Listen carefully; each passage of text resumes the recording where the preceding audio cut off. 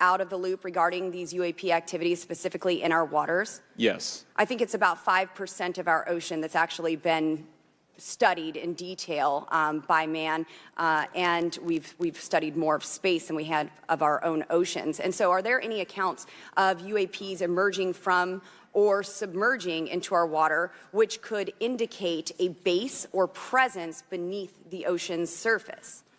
I don't know about a base, but as I mentioned, I had a different source entirely describe this pretty extraordinary footage that exists of orbs, of an orb coming out of the ocean and being met by another orb. Some would say that there's multiple hot spots where we see frequent activity. So in your investigations, have you come across any data or visual evidence like sonar readings or underwater footage of these UAPs? I have not beyond what's in the report. You've written about UAPs not only in the air but in underwater. Are there any specifics on what you've learned about the UAP activity in our oceans? Particularly, have you spoken with sources who have provided any evidence or eyewitness accounts of these UAPs interacting with our naval forces or being detected by our underwater surveillance systems? Nothing beyond what's in the report and then the specific case that I mentioned with the orbs. So this report says it all. There's no other information that we are aware of regarding the activity within our waters. I have other sources that have told me that have shared a significant amount of information, but they're not comfortable with me sharing it at this point.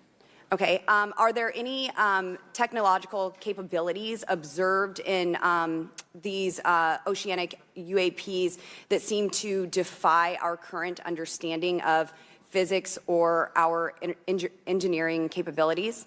It seems like they all do. Yes, I would agree with that. My time is up, but I do appreciate your bravery, your courage for coming here and speaking today. And it seems like there's still some questions that we need answers to, and we will not relent until we get those to the American people. Thank you all. Thank you. I move to allow myself and the ranking member 5 additional minutes for questions. Without objection, so ordered. Mr. Elizondo, were you read into the Immaculate constellation program? Ma'am, I would not be authorized to confirm nor deny the existence of any ongoing or past program, especially as it relates to a special access program, either by name or trigraph. Okay, and then does the U.S. government or private contractors, do they work with other foreign countries, China, for example, to exchange data, quote from a source, that intelligence data about UAP? Let me see if I can answer that a little bit more generally, ma'am, if I may. We do have foreign material exploitation programs. That is something that is widely known, and that term itself is unclassified. How exactly that works becomes a bit sensitive. A discussion we could certainly have in a closed session if you like. We do work with international partners and allies quite often, not just in military exercises and workups, but in other intelligence efforts as well. In terms of material that's given to private contractors, is certain material given to certain contractors because of their experience? So, for example, if it's related to submerged and undersea propulsion, would it go to a general contractor like General Dynamics? Yes, ma'am, absolutely correct. Different contractors have different levels of expertise. What's Lockheed's expertise? Aerospace, ma'am. In the UAP space, that's all that they would do submerged? No, I didn't say that, ma'am. Okay. Lockheed Martin and others do quite a bit of work both in our atmosphere, in space, and even underwater. There are certain efforts to. It's a tough question you're asking. You put me on the spot here. I'm looking for the answer. Yes, ma'am. No, they are involved in a lot. I would rather let Lockheed Martin explain the different domains that they are involved with. Probably I'm not authorized to discuss that, but they are involved in a lot of different areas and domains. Admiral, flight safety risks for our pilots, based on what you've experienced and seen in your career. They're extensive, and the one exercise I referred to where I received the email that was then deleted was the pilots, and this is worth bringing out. There are debunkers out there who have said the Go Fast video was just a balloon. That was only one video that was released. There were dozens of these encounters that pilots, friends of Ryan Graves, who's in this room right here, witnessed and caused significant safety concerns. And to almost call out an exercise and shut it down, which is very compressed, and the carrier's getting ready for deployment, and the pilots have to get certified to land on a carrier. It's extreme, to say the least. All right, I have two last questions. Real quickly, Mr. Schellenberger, how do we get more whistleblowers to come forward? Well, this hearing does, is very important, and obviously, I can't encourage whistleblowers to obtain information, but I can guarantee that I will protect them and go to prison to protect their identities if they come to me. Yes, sir. Okay, my last question. The first hearing we had on this, I'd never been briefed on UAPs or what they were, biologics, non-human, et cetera. How would you define, each of you, my last question, how would you define non-human biologics, non-human intelligence? What are we actually talking about? Admiral, and we'll go down the line. I don't think it's a stretch when you look at the diversity of life on this planet and the size of this universe to think that there would be more diverse, higher order, non-human intelligences throughout the universe. And that's probably what's visiting us. I would take the scientific approach. The definition would be the ability to react to a stimulus in a manner that requires an intellectual thought process. I just don't know. I think we must be modest in our assumptions that we're looking for intelligence. That could be biological, it might not. Non-biological, but what non-biological intelligence, what does that mean, though? Artificial intelligence, ML, machines. We assume that all intelligence would be like us. And every time we look out in the universe, we are humbled relative to what we don't know in terms of the forms of intelligence and what it may take. I can assure you I probably can't ask you your question, but I think the ultimate answer is going to surprise us all. And then Mr. Garcia, you had a few closing remarks. And I know we're about to hit votes here, so I'll be brief. Just, I want to thank you all for being here. I want to thank Chairwoman Mace especially for holding this important bipartisan hearing. And I want to thank all the committee members that are interested in this topic. I think our commitment to all of you and all the folks that have contacted us, and certainly to the advocates and the pilots, is that we need to continue investigating UAPs. I think the country the country is owed explanations and ensure that the safety or national security is always protected. This is a conversation and questioning that must continue, so I'm very grateful to all of you. And I also just want to add, just personally, I think it's really important for me, two things guide my questioning and my observations on UAPs. One is we should always be guided by facts, science, and data, and stay serious on those issues. And the second thing is I think that we should not limit our imagination and our thoughts and our curiosity on what UAPs could actually be. And I think those two things for me are really important, and I'm grateful for all of you to be here. So with that, I yield back. Okay, and we have Mr. Ogles, who is on the way. He's going to be here any second. Is that correct? Want to check, and he'll be the last member with questions that we have today, and then we have votes. So we want to thank you all for being here. I want to thank Mr. Garcia and folks on both sides of the aisle for being here today and being patient. We have a lot more questions, and I hope that this will open the door to more hearings in the future. I obviously would like to know how much taxpayers are spending on this. You have the right to know. But also, if we're spending money on something that doesn't exist, why are we spending the money? And if it does exist, why are we hiding it from the public?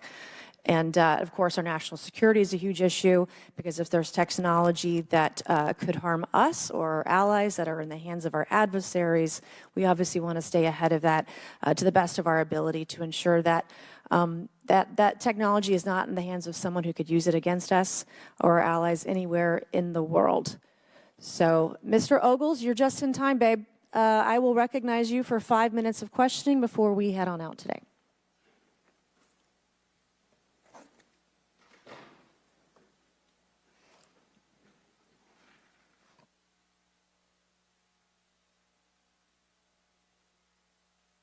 Well, thank you all for being here, and Madam Chairwoman, I'm out of breath because I sprinted to get here, but this is an important hearing.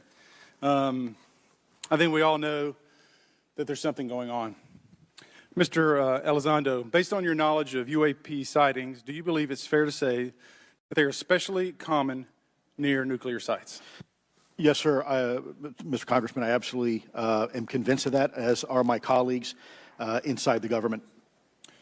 And the reason why I pose that question, and this has been one of my talking points from the beginning, is, Oak Ridge that we now know was controlled. It passed near Oak Ridge. It obviously is a sensitive site, both of interest to our adversaries and to whatever else this is. Because we know that at military installations, at sensitive locations, such as nuclear facilities, that we're seeing this take place. So the question is what is it? Do you believe they've caused an irregular activity, and why might they be interested in those sites? Sir, in some cases, it's actually regular activity. You'd be surprised. There's actually documentation right now that's been submitted. It's not just Oak Ridge. It's Savannah River site, SRS. It's also Los Alamos. A lot of our sensitive R&D locations appear to be under some sort of surveillance and monitoring.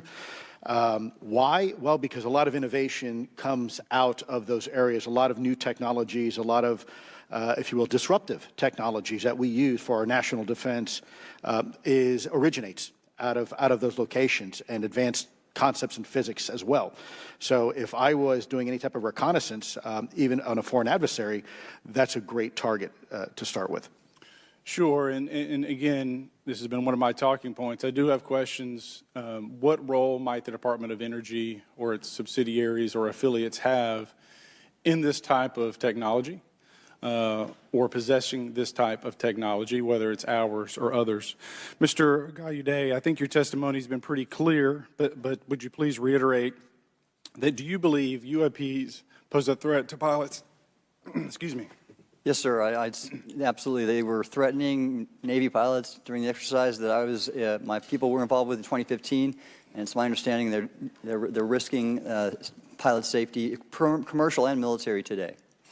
Well, considering, and I understand that there's a need in some cases to keep certain technologies secret, but you believe that it is posing a threat to our personnel, correct? Yes, sir. So I think it's reasonable to conclude that if there's a threat to our personnel who are serving our country faithfully, that there be oversight. 100%, Congressman. And in fact, that's the one thing that we've not talked about enough during this hearing is the fact that the government executive branch not sharing with Congress what it knows about UAP infringes on your legislative and oversight responsibilities to such an extent that's very concerning. I mean, what else are we, if you look at national security or intelligence or foreign affairs or appropriations, you all have oversight and legislative responsibility regarding those. This UAP issue may be the greatest issue of our time, and it's being hid from you. Well, I mean, and to your point, I think we've seen over the decades that we have certain adversaries like China, like Russia, that technologically speaking are not as advanced as us, that they lack some of the lethality that we have, and that we've seen that they've gone after our technologies and in some cases succeeded, in particular with missile technology. And so again, my concern, whether this technology emanates from us or otherworldly, that we know that we possess it. And where's the accountability? Where are the stopgaps? What are the guarantees that if this were to fall in enemy hands that it isn't immediately weaponized against us? And I'll say this, it is clear from my experience and what I've seen that there is something out there. The question is it ours? Is it someone else's? Or is it otherworldly? And Madam Chairman, I would posit that as the legislative body, as the regulatory body, we must know. And anyone who prevents us from gaining access to that information, I would consider that criminality. Because we have U.S. personnel who may very well be in harm's way. We have technology that ultimately may threaten our very existence. With that, accomplished in the military, in civilian government, in science, and in journalism. Some of the testimony you will hear them deliver today does not reflect well on influential individuals and agencies within the U.S. federal government and perhaps some of our contractors. It's never easy to present such information publicly. So I appreciate our witnesses voluntarily agreeing to being here today. This hearing is intended to help Congress and the American people to learn the extent of the programs and activities our government has engaged in with respect to UAPs and what knowledge it has yielded. This includes, of course, any knowledge of extraterrestrial life or technology of non-human origin. If government-funded research on UAPs has not yielded any useful knowledge, we also need to know those facts. Taxpayers deserve to know how much has it been invested, how much has been spent. They shouldn't be kept in the dark to spare the Pentagon a little bit of embarrassment. The reality is, despite their enormous taxpayer-funded budgets, the transparency of the Defense Department and the intelligence community have long been abysmal. The Pentagon has failed 6 consecutive audits. In fact, it's never actually passed one. Adding to this is a runaway overclassification of documents and materials, a reluctance to declassify materials when appropriate, and at times an outright refusal to share critical information with Congress. In short, it's not a track record that instills trust. So Congress has tried in recent years to lift the veil and find out if information about UAPs is being withheld, not only from the American public, but also from their elected representatives in Congress. Part of the transparency effort was legislation created in the Pentagon, the All-Domain Anomaly Resolution Office, or AARO, but the new office is struggling to get its footing. A recent statutorily required report from AARO, intended to illuminate the government's historic assessment of UAPs, was heavily criticized by those seeking UAP transparency.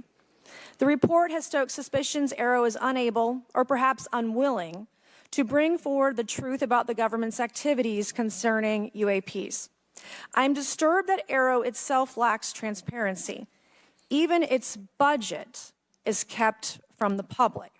So if there is no there, then why are we spending money on it, and by how much? Why the secrecy if it's really no big deal and there's nothing there? Why hide it from the American people? Because I'm not a mathematician, but I can tell you that doesn't add up. I expect some of our witnesses to share their views on that AARO report. We will also hear from the witnesses today allegations of UAP-related misinformation and disinformation by government officials of which they are personally aware and directly experienced. And we will hear testimony today concerning recent revelations about a purportedly secret UAP program whose existence and findings may have been improperly withheld from Congress. But before we get to the witnesses, we're going to have a few more opening statements from our colleagues. And one thing I wanted to add at the end of my closing statement is there is a document that will be entered into the congressional record today. Mr. Tim Burchett from Tennessee has this document, and we just distributed it to every member up here on the dais of this document.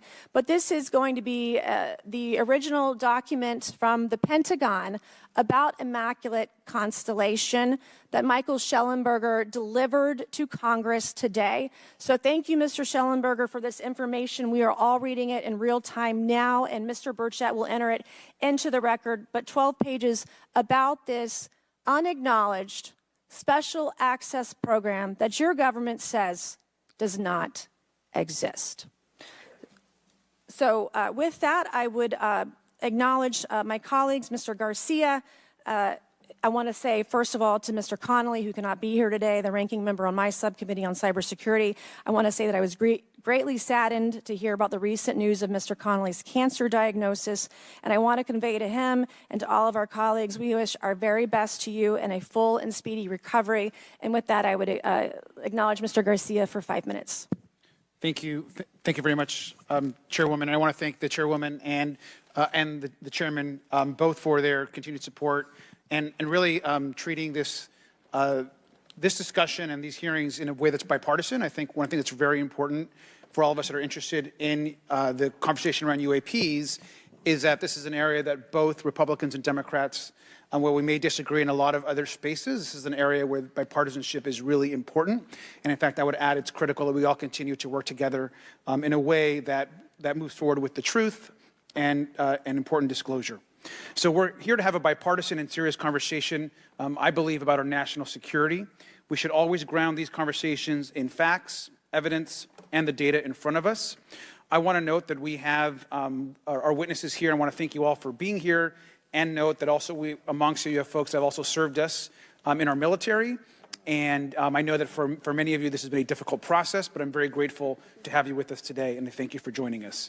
I also want to note that today's hearing builds on a quite I think also historic public hearing that we had many months ago that Mr. Grothman and others helped lead in this very same hearing room, where I believe we began a really important public conversation about UAPs. And so I want to thank him for that, and I especially want to thank Chairwoman Mace for her continued advocacy on this topic. I also want to start with some facts. We know that there are objects or phenomena observed in our airspace, as our witnesses will testify, and also possibly in our oceans. In many cases, we don't know what they are, and this is, of course, why we're discussing UAPs. Now, the All-Domain Anomaly Resolution Office, AARO, has reported hundreds of UAPs that remain, quote, uncharacterized and unattributed, and which, quote, appear to have demonstrated unusual flight characteristics or performance capabilities and require further analysis. This is our own AARO office. Now, we shouldn't prejudge what they might be. I'm certainly not going to. We need evidence. But what we are detecting things, and we know that we don't understand them, and this is worth investigating. Now, the American people have legitimate questions, and I believe it's critical that Congress should help address them. This is about the truth and science and facts. Now, transparency and faith in our institutions is vital in a good democracy. Now, I'm proud to say that this hearing will build on that important bipartisan work, and I want to thank everyone for being involved, including members of our committee. Now, in our last hearing in July, we heard testimony that a significant number of pilots of major airlines have witnessed UAPs as well, but have no real confidential way of reporting them to the government. We heard that commercial pilots who encounter UAPs may be hesitant to speak openly due to stigma or fear of retaliation.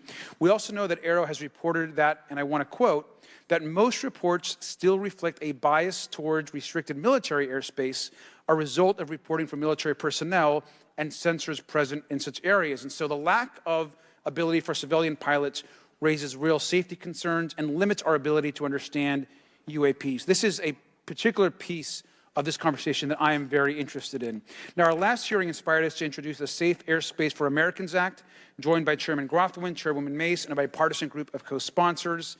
I see some of our leaders from Safe Airspace for Americans Act here, and that would create a safe reporting for UAP process, which we want to continue to do. Now, members of both parties and senior officials in multiple administrations have now taken an interest in this issue.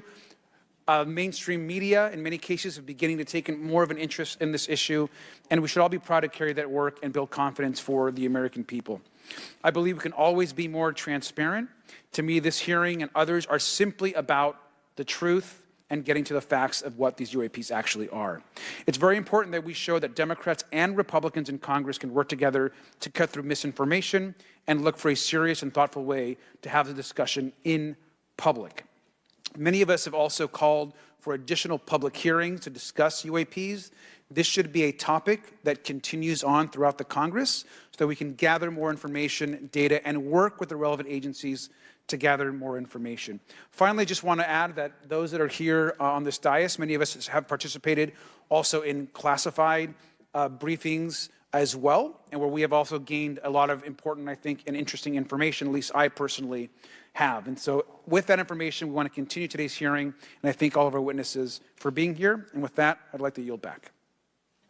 Thank you, Mr. Garcia, and I'd now like to recognize Mr. Grothman for a 5-minute introduction. Thank you. Good morning. I'd like to thank our witnesses for being here one more time. This is a topic I've been interested in since 8th grade. I'd like to thank Ms. Mace for working with me on this topic and for making this a joint subcommittee hearing.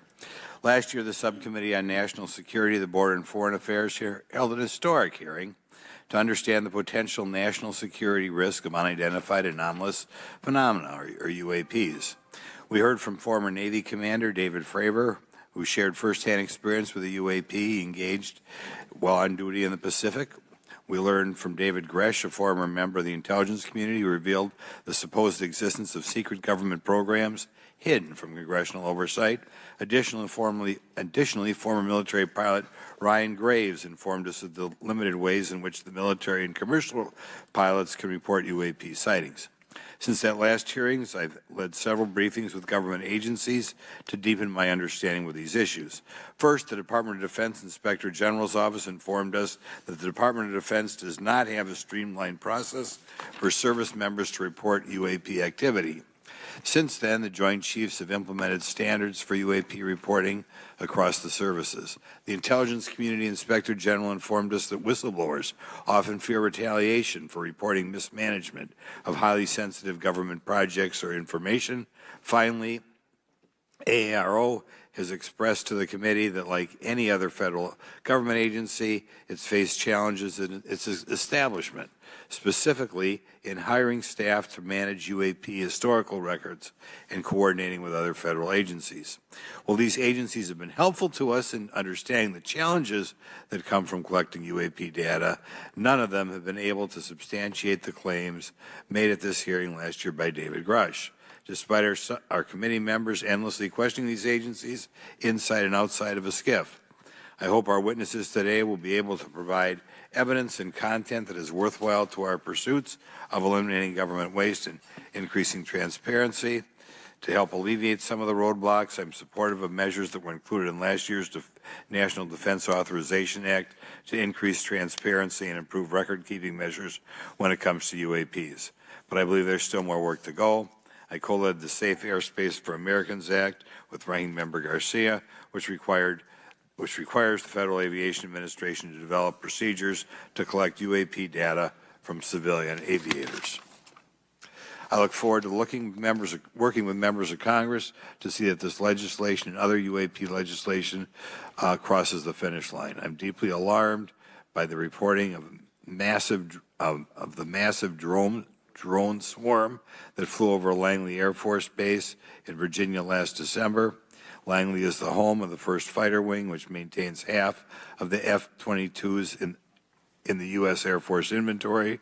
Reports of this incident indicate these drones were roughly 20 feet long, flying more than 100 miles an hour at an altitude of over 3,000 feet.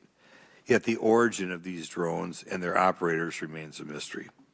This incident and other sightings near sensitive military installations highlights the complexity of the UAP challenge facing our intelligence, defense, and homeland security committees. Whether these phenomena are the result of foreign adversaries developing advanced technologies or something else entirely, we must take them seriously, investigate them thoroughly, and assess their implications on national defense. The repeated UAP sightings around sensitive military sites underscores the need for innovative defensive strategies beyond traditional measures. They also highlight the urgent need for updated policies to address emerging threats as well as more effective interagency cooperation and intelligence sharing.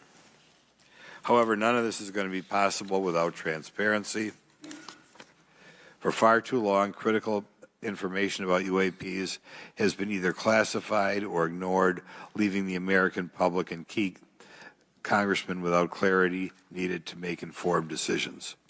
Declassifying reports and fostering a more open dialogue about UAPs will not only increase the public trust, but also encourage collaboration between government, the scientific community, and our allies. Quite frankly, there's been things that have been kept secret that is, I think, old enough that there is no reason it shouldn't be released, regardless of any so-called, private information.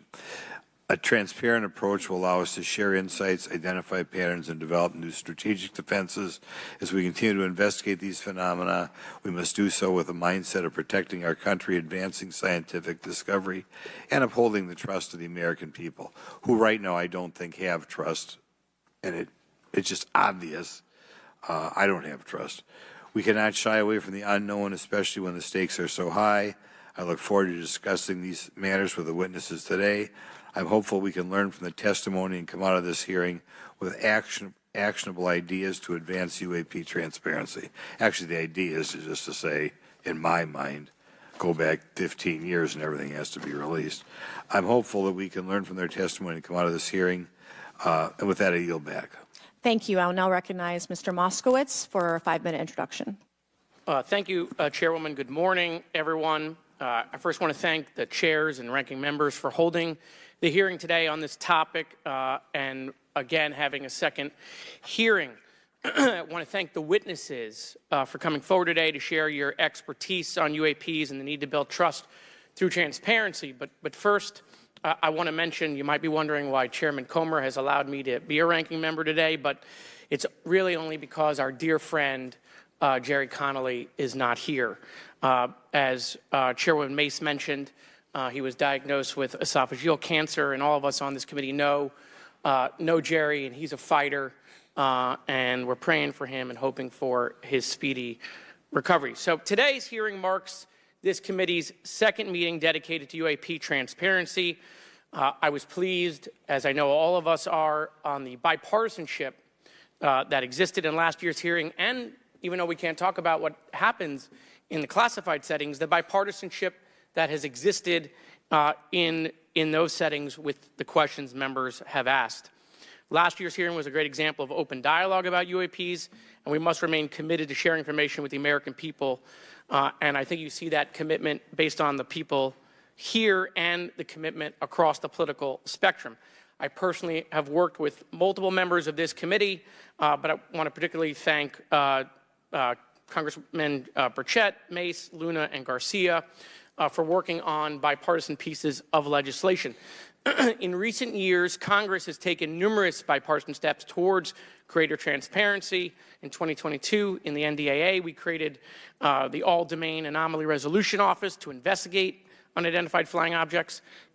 Following Aero, along with ODNI, released an unclassified report on UAP sightings. Of the 366 sightings included in the report, 171 remain uncharacterized, with some of these appearing to have demonstrated unusual flight characteristics or performance capabilities. That's a nice way of saying we don't want to tell you what they are. In March, Aero revealed a report on the historical record of U.S. government involvement with UAPs, which covered investigatory efforts going back from 1945 to the present day. Earlier this year, I joined Congressman Burchett to introduce the UAP Transparency Act, which would require the declassification of all documents related to UAPs with many other members of this committee.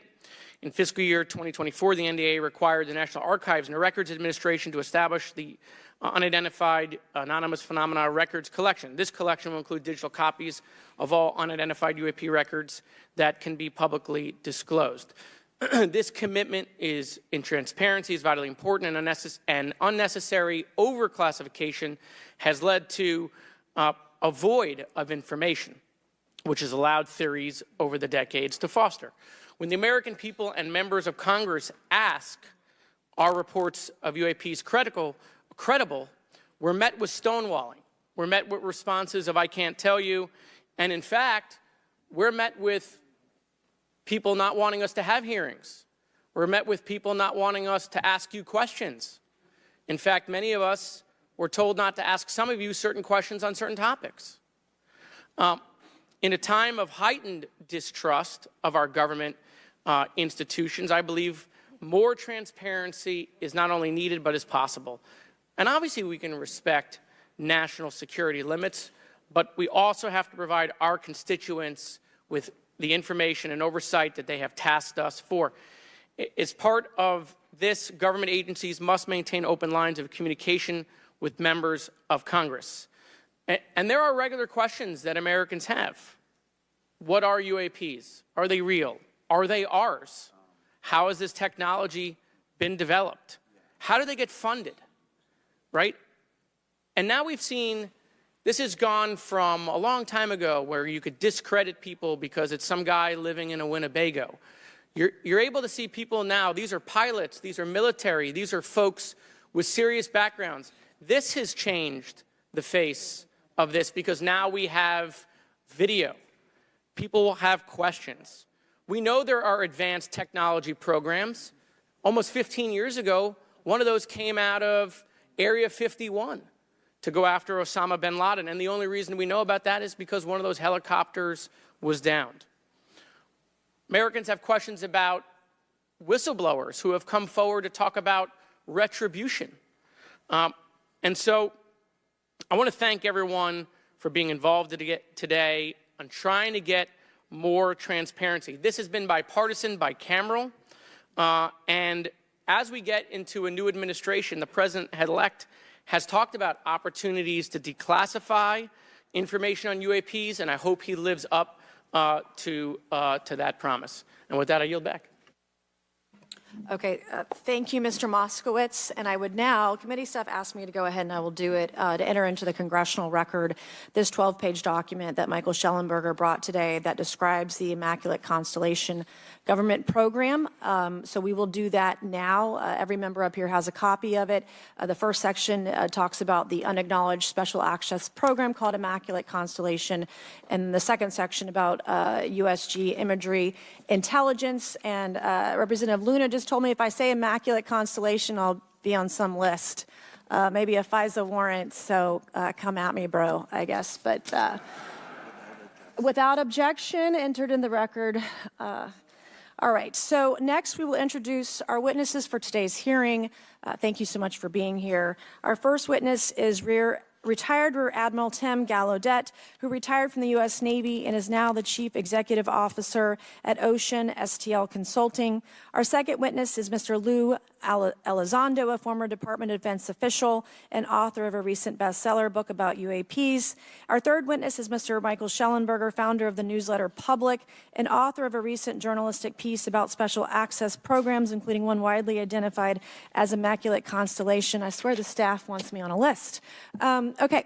And our last witness today is Mr. Michael Gold, a former NASA official who is also a member of the NASA UAP Independent Study Team. Welcome, everyone. We are pleased to have you today. Pursuant to Committee Rule 9G, the witnesses will please stand and raise your right hands. This is where it gets real. Do you solemnly swear to affirm that the testimony that you are about to give is the truth, the whole truth, and nothing but the truth, so help you God? Let the record show that the witnesses all answered in the affirmative. We appreciate all of you being here today and look forward to your testimony. Let me remind the witnesses that we have read your written statements and they will appear in full in the hearing record. You guys may be seated. Please limit your oral statements to 5 minutes. As a reminder, please press the button in front of you so the microphone is turned on so that everyone in the room, members included, can hear you. When you begin to speak, the light in front of you will turn green. After 4 minutes, the light will turn yellow. When the red light comes on, your 5 minutes has expired, and we would ask that you please wrap it up. So I will first recognize Rear Admiral Gallaudet to please begin your opening remarks. Thank you, Chairwoman Mace, Chairman Grothman, Ranking Members Connolly and Garcia, and members of the committee. Thank you for this opportunity to testify today regarding unidentified anomalous phenomena, or UAP. Confirmation that UAPs are real came to me in January of 2015 when I was serving as the commander of the Navy Meteorology and Oceanography Command. At the time, my personnel were participating in a pre-deployment naval exercise off the U.S. East Coast. It included the USS Theodore Roosevelt Carrier Strike Group, and this exercise was overseen by the United States Fleet Forces Command, led by a 4-star admiral who at the time was also my superior officer. During this exercise, I received an email on the Navy's secure network from the operations officer of U.S. Fleet Forces Command. The email was addressed to all the subordinate commanders, and the subject line read in all capital letters, "Urgent Safety of Flight Issue." The text of the email was brief but alarming, with words to the effect, "If any of you know what these are, tell me ASAP. We are having multiple near mid-air collisions, and if we do not resolve this soon, we are going to have to shut down the exercise." Attached to the email is what is now known as the Go Fast video, captured on the forward-looking infrared sensor of one of the Navy F-A-18 aircraft participating in the exercise. The now declassified video showed an unidentified object exhibiting flight and structural characteristics unlike anything in our arsenal. The implication of the email was clear. The author was asking whether any of the recipients were aware of classified technology demonstrations that could explain these objects. Because the DoD policy is to rigorously deconflict such demonstrations with live exercises, I was confident this was not the case. The very next day, that email disappeared from my account and those of the other recipients without explanation. Moreover, the commander of Fleet Forces Command and the operations officer never discussed the subject. Even during weekly meetings specifically designed to address issues affecting exercises like the one in which the Theodore Roosevelt Strike Group was participating. This lack of follow-up was very concerning to me. As the Navy's chief meteorologist at the time, I was responsible for reducing safety of flight risks. Yet it appeared to me that no one at the flag officer level was addressing the safety risk posed by UAPs. Instead, pilots were left to mitigate these threats on their own without guidance or support. I concluded that the UAP information must have been classified within a special access program managed by an intelligence agency. That is a compartmented program that even senior officials, including myself, were not read into. Last year's UAP hearing before this oversight committee confirmed that UAP-related information is being withheld from senior officials and members of Congress. And just this week, I learned from former DoD official Chris Mellon that satellite imagery of UAP from a few years ago still has not been shared with Congress. Equally concerning, last year's UAP hearing also revealed that elements of the government are engaged in a disinformation campaign to include personal attacks designed to discredit UAP whistleblowers. Having never signed a non-disclosure agreement regarding UAPs, and now as a private citizen, I've become an advocate for greater UAP transparency from the government. The continued overclassification surrounding UAPs has not only hindered our ability to effectively address these phenomena, but has also eroded trust in our institutions. While I applaud previous bipartisan legislation passed by Congress concerning UAPs, a more comprehensive approach is needed to address the broader implication of UAP on public safety and national security, as well as the socioeconomic opportunities that open UAP research could unlock. Therefore, I recommend Congress take the following action, which I believe will receive bipartisan support. First, establish robust oversight of the executive branch's management of UAP information by directing key officials, beginning with the director of the DoD's